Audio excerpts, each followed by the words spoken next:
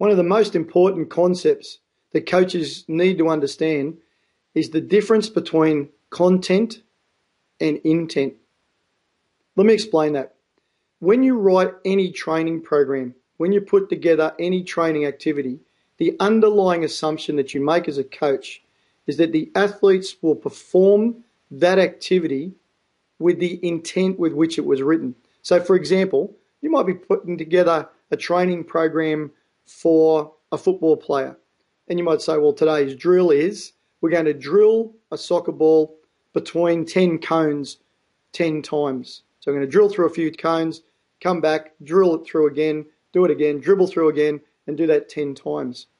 The underlying assumption behind the content, which is the drill and the number of times it will be being completed, the underlying assumption you make as a coach is that it will be done with good technique, with a positive attitude, at high speed, and the athlete will learn from it.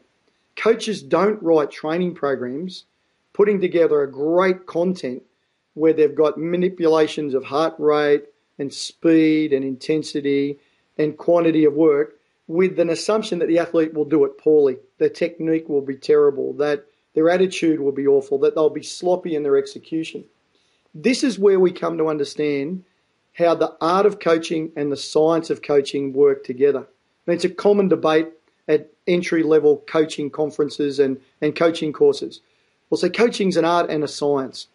Is it more art? Is it more science? Well, the answer is it's a blending of both at the right time. Content in coaching is the science of coaching.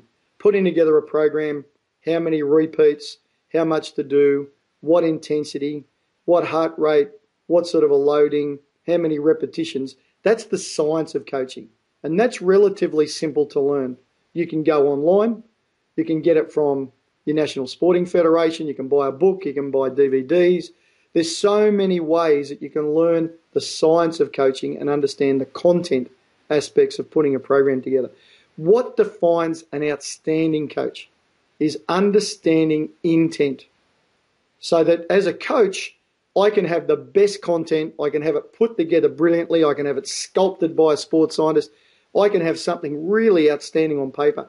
But it's my capacity to teach athletes and inspire athletes to perform what I give them with outstanding intent, to get them to do the work the way that it was intended, so that everything they do is done to the full extent of their potential.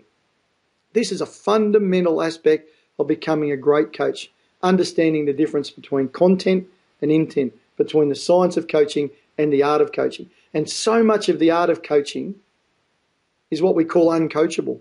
So much of it is around working with athletes as human beings and inspiring them to be more than they can be without our coaching.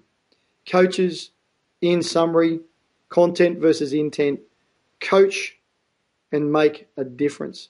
It's your coaching that determines how successful the workout will be.